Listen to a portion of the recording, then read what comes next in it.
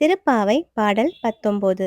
குத்துவிளக்கெரிய கோட்டுக்கால் கட்டில் மேல் மெத்தென்ற பஞ்ச சயனத்தின் மேலேறி கொத்தலர் பூங்குழல் நப்பினை கொங்கை மேல் வைத்து கிடந்த மலர் மார்பா வாய்த்திறவாய் மைத்தடங் கண்ணினாய் நீயுன் மணாளனை எத்தனை போதும் துயிலெழ ஒட்டாய்க்கான் எத்தனை ஏலும் பிரிவாற்ற கல்லாயாய் தத்துவமென்று தகவேலோர் எம்பாவாய்.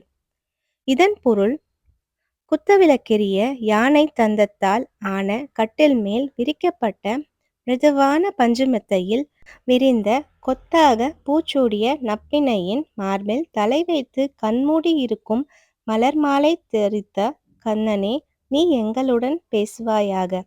மைபூசிய கண்களையுடைய நப்பினையே, நீ உன் கணவனாகிய கண்ணனை எவ்வளவு நேரமானாலும் தூக்கத்திலிருந்து எழுப்புவதில்லை.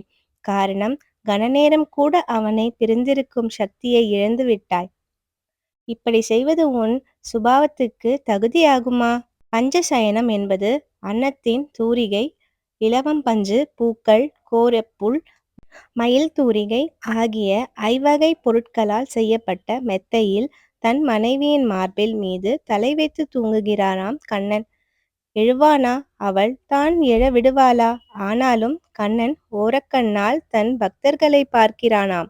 நீ எங்களுடன் பேசு என்று பாவை பெண்கள் கோரிக்கை எழுப்ப, அவன் ஓரக்கண்களால் பார்த்து, நீங்களே அவளிடம் சொல்லுங்கள் என்று தன் மனைவியை நோக்கியபடி காட்டுகிறானாம். தாயே, நீயே எங்கள் கோரிக்கையை கவனிக்கவில்லையானால் அந்த மாயவனிடம் யார் எடுத்து சொல்வார்கள்? அவன் உன் மார்பில் தலை வைத்து கிடக்கும் பாக்கியத்தை பெற்றவள் நீ.